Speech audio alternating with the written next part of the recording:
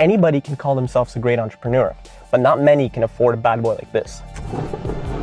Today, we're going to be interviewing a guy named Joe. You guys saw him on the previous episode where we interviewed him about his coffee shop. Today, we came back. We're going to show you something else.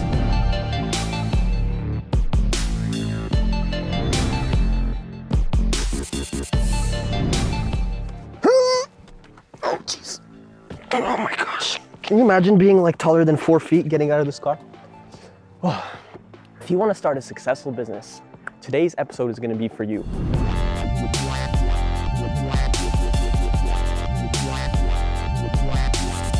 Customers tell you what they want, and if you suck, they're not going to buy something from you. It's pretty simple. So you just try to provide value to your customers rather than providing value for yourself. As long as you have customers going to your website, clicking on that send your item or buy button, then you'll be in business. It doesn't really matter where you're located. One of our philosophies is to be able to provide fast service to our customers to then make lifetime customers. We want to make sure that customers are back for life. So when something sells, we pull it from inventory, assemble it with the parts, and ship it out within 24 hours. Yeah, 24 hours, that's nuts.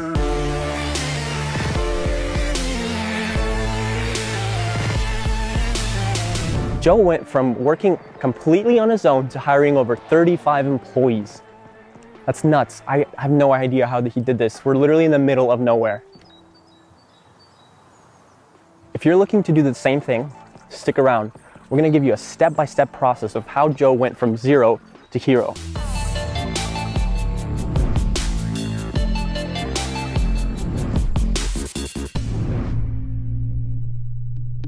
All right, guys, this is where the magic happens. Check this out. Ooh, there he is, the man, the myth, the legend. What's up? I'm Joe. Welcome to my crib. Yes, MTV Cribs. I love it, man. Tell us about yourself. Sweet. I'm Joe. I founded this company, Joe's Gaming Electronics, where we buy, sell, and repair brand name electronics. So, electronics, what led you down this path? Like any great business idea, it's all by mistake, of course. I had a GameCube, and my buddy gave it to me, and I tried to sell it to GameStop, and they only offered me $5. Yeah. So I knew for a fact that I could get more for it. Sure. So went home, made an Amazon account with my parents' account information, of course. I was 16 at the time. And I went ahead and sold it overnight. And I just got hooked on the feeling and being able to sell something. How much you sell it for? I sold it for about $45. Oh, jeez. And I went to the shipping and I paid about like $30 in shipping. Yeah. So I basically didn't make any money, but was addicted to the fact that I could sell something and that online e-commerce, my door's always open. Okay. And I love waking up to getting a bunch of payment notifications. I love that. What year is this? I mean, GameCube, that's like prehistoric.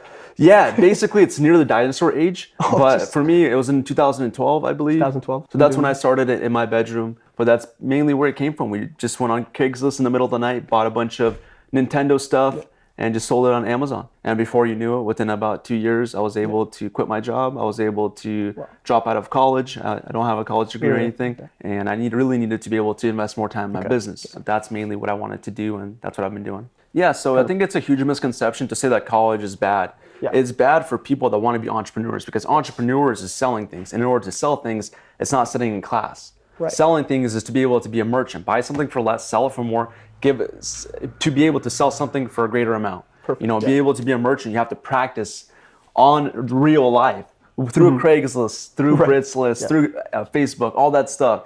And you got to learn to negotiate, you got to learn to sell things. And you can't learn that in a class. Entrepreneurship classes are a bunch of shit because they're really, you can't teach this, you have to be able to do it. And I think being able to understand that you're never going to get where you want to be, you're just constantly trying to get better. I think that's a good mindset with selling.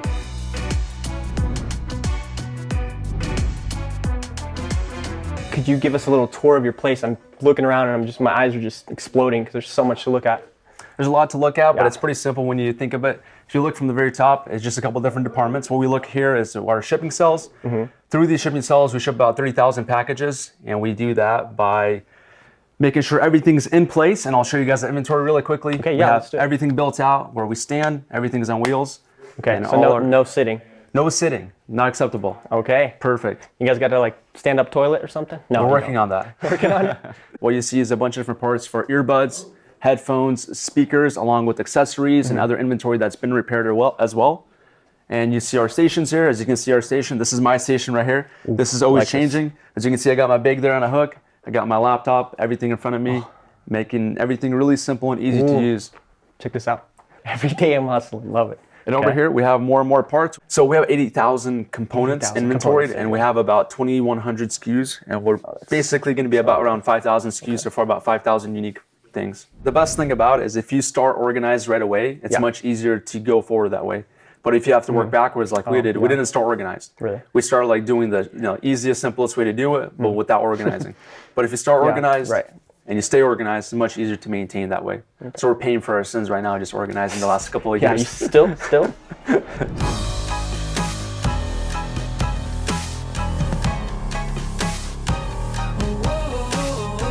You go from selling, game cubes on Craigslist. When does a light bulb go off in your head that you're like, okay, maybe this could be a business? Like, did you have a goal in mind? You're like, okay, wait a second, I probably shouldn't be going to college. Like, when did that switch happen for you? So trying to be a practical person, I was doing everything on the side. I was going to college, I was doing high school, things like that. I was working construction. But before I even started this, I started mowing lawns as a kid. And I used to sell Krispy Kreme donuts at school. So you're always hustling. I've always been selling things. I just didn't know that it was called entrepreneurship. Yeah. I was just selling things and making money. That was kind of like, oh, this is cool. I can do this, and now I can buy a pack of gum. And so I would always do things like that. And I didn't know it was a viable option until more and more people decided to do things. And where the repairs came from is we saw an opportunity and we fixed the game Xbox 360. That's your first repair? That's the first repair we ever did. And we fixed the Xbox 360. Was it like the red ring of death or something? It was. We got pallets of that stuff, and my parents... pallets of broken Xboxes. Yeah, we did. Yeah, when we were still working in my parents' garage, when the inventory wasn't so clean looking. Yeah. But we threw a pallet in there, and we were fixing Xboxes, different things, Nintendo stuff.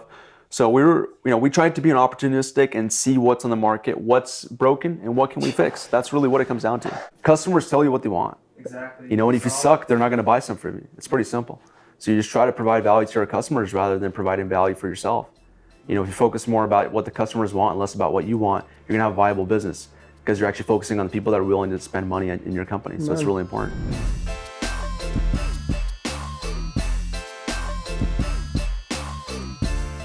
So Joe, we're basically in the middle of nowhere.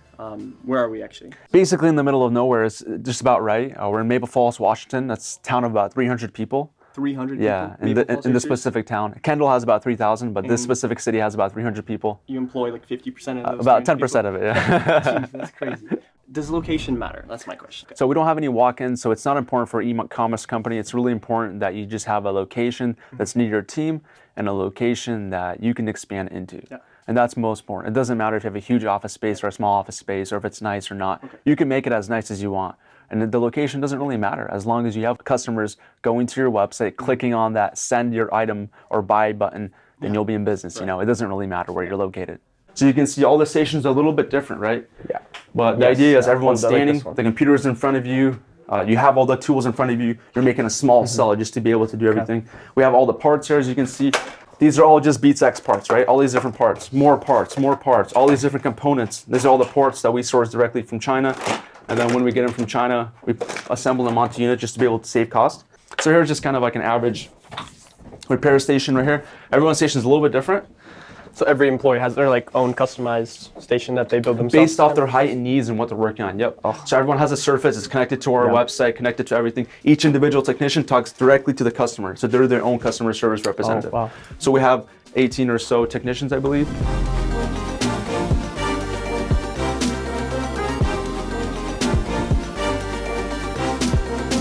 In this room here, a lot of the things we do is we practice just-in-time manufacturing. So when something sells, we pull it from inventory, assemble it with the parts, and ship it out within 24 hours. Yeah, 24 hours. That's nuts. And then over here is just our customer service area.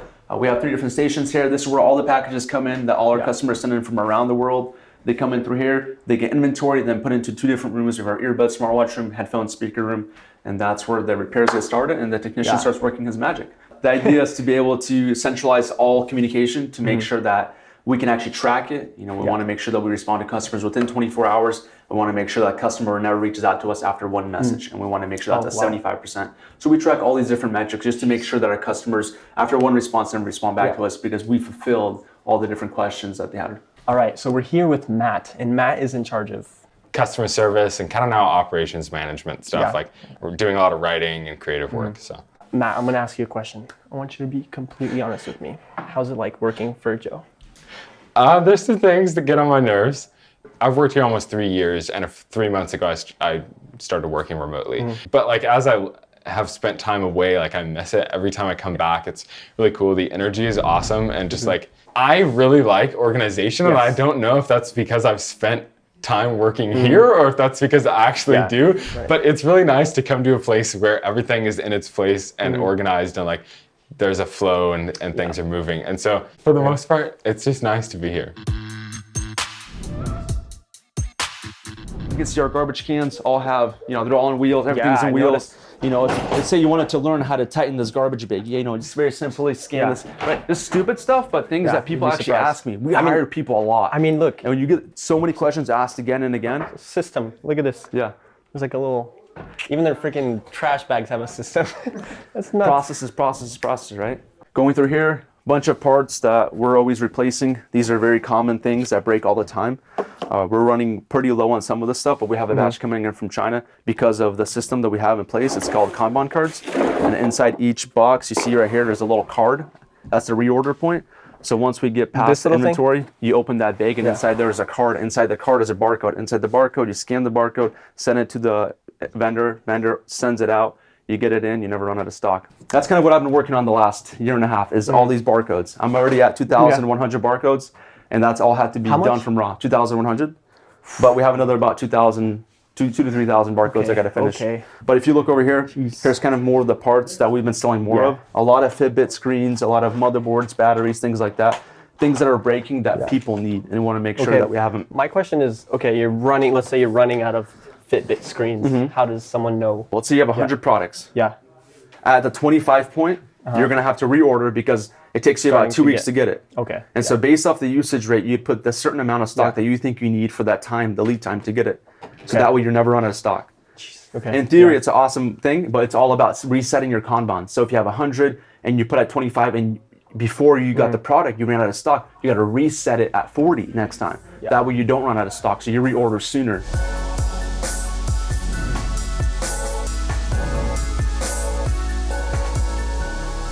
Who was your inspiration for all of this? Like this system, we walked around your business, we saw how organized it is. Like where did you get this from?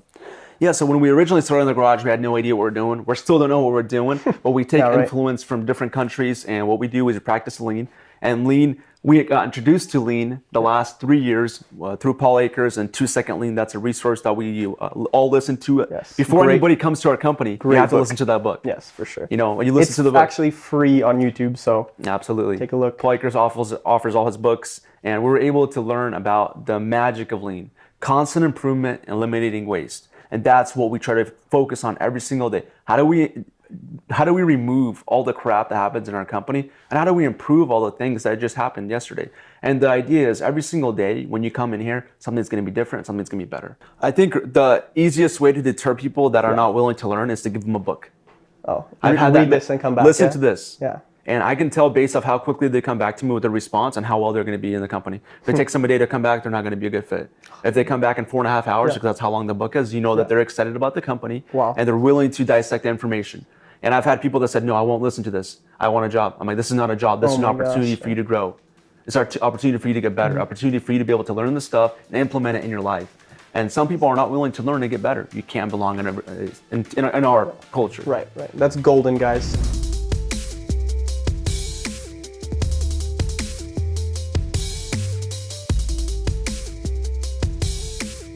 So we're here with David, an employee and a close friend of Joe's.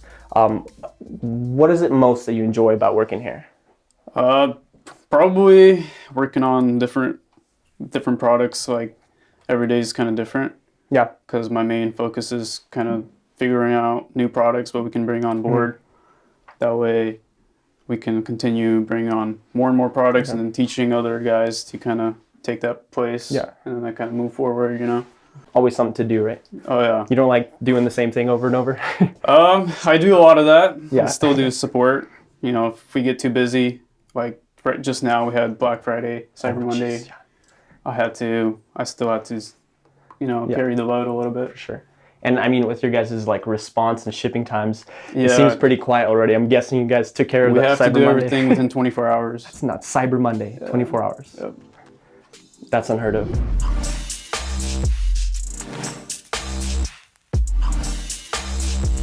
On here, you guys see the TV every morning. See, if you guys came here in the morning, you could see how everything runs. Yeah. But there's a huge list of different inventory that gets added by David.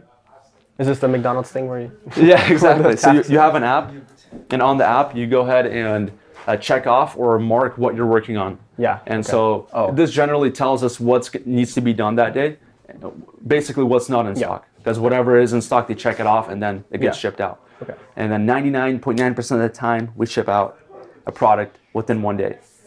And so within 1 day, it's all going out. And so that idea is to make sure that everything's always going out. And we're pretty good. I think we're 0.07 in terms of like out of 100, only 0.07 orders don't go out within 1 day. And that's a pretty good metric.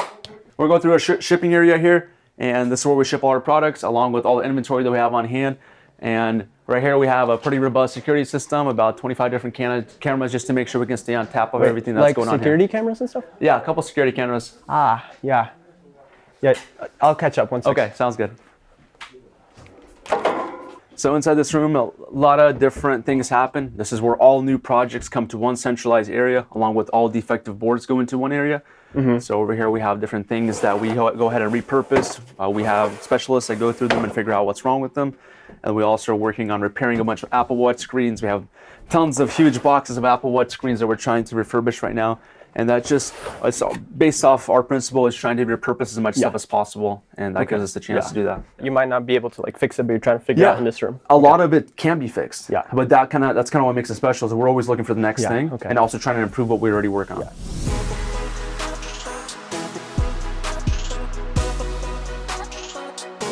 You got a lot of space, man. And you're definitely using it well. That's the idea, man. We try to maximize. So this is our media room right here. We have our YouTube station. If you guys want to see how a proper YouTube station is done, there you go. Very easy. You scan this. It tells you exactly how to operate the whole thing, where the camera is. The camera is right here. Teaches you how to use it properly, along with the script on how you need to use it, all the equipment that you need. And when we make videos, we have our TV right here. It links up with that thing right there. So you're looking, if you need a script of anything, it's right in front of you. We have our podcast stuff in here as well, along with a little AC machine.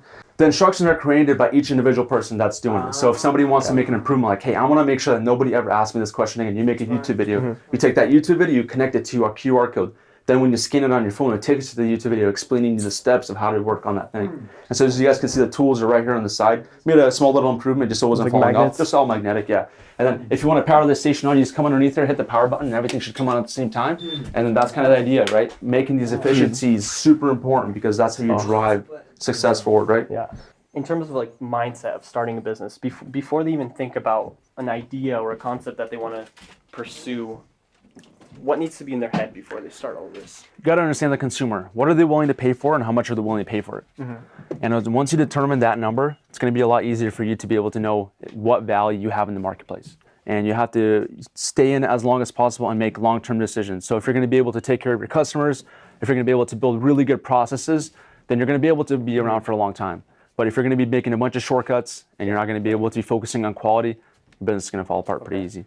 Yeah, for sure. So you're always thinking long term. I mean, even with your clients, your customers, you're thinking, okay, if I fix this, if I do this, if I provide this service, will they come running back to me 5 years later, right? Yeah. So one of our philosophies is to be able to provide fast service to our customers to then make lifetime customers. We want to make sure that customers are back for life. Yeah. And I think the last most important thing is to have a really good team.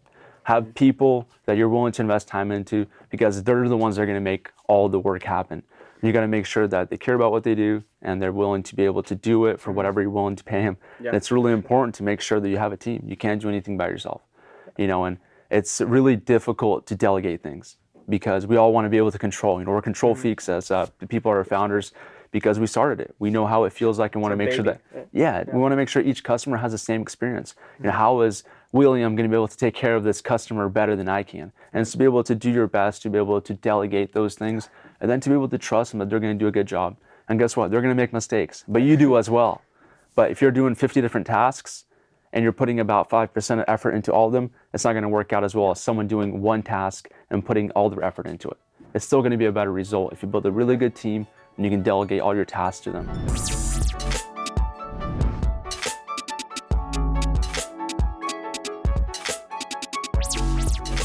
But when you're starting this business, was it hard to basically eliminate your pride and actually start, getting feedback from other people? Yeah, I think getting feedback is crucial. Yeah. But I think actually understanding that it's feedback and not someone trying to punish you or put you down is different. You know, it's a mindset. So being able to have an improvement mindset, you understand that everything you do in today is crap and tomorrow it's going to be better. And you got to be okay with understanding that. And then being able to empower your employees to be able to make those improvements is even better, because you get feedback from them, but when they actually improve the things that are bad, they don't have to give me feedback. They can just make it better. And I love wise counsel, right? Just Proverbs talks about this often. Yes. You know, you need wise counsel in your life. And so I always look at people that have been in the industry, I ask them questions, and I really try to do my best to learn from the people that have been here and done that. How did you hire your first person? That's something that so much people struggle with. Hiring your first person's hard, but it's also easy. Because if you have enough business where you have to hire more people, you just give them a task that you can't handle yourself. So, you know, it is easy, but it's also hard to be able to manage. And how do you then teach someone to do something that you know how to do better, right? And that's always difficult. But I hired them based out of a need. I didn't hire them because I was trying to scale up. I hired them because I had too much work and I needed people to help. And I hired all my friends. Yeah. And that's what I ended up doing. That's awesome. Is it good working with your friends, or is it tough? It's tough and good. You know, I have to fire some of my friends. Yeah. That's tough. But at the same time, you know, when you bring them into the company, you tell them, this is a performance-based business. If you don't perform, you cannot be part of the team. This is a family, but it's also a team. Yeah. If the left tackle on a football team is letting the quarterback get sacked, that left tackle won't have a job. Exactly, yeah. And we can see the film because we see results and we track everything. And so it's really important to make sure that you're not just producing for the team. And if you do produce for the team, you can be part of the family. But if you don't produce for the team, there's going to be a second stringer that comes in there, gets more practice, and they're going to be a first stringer right away.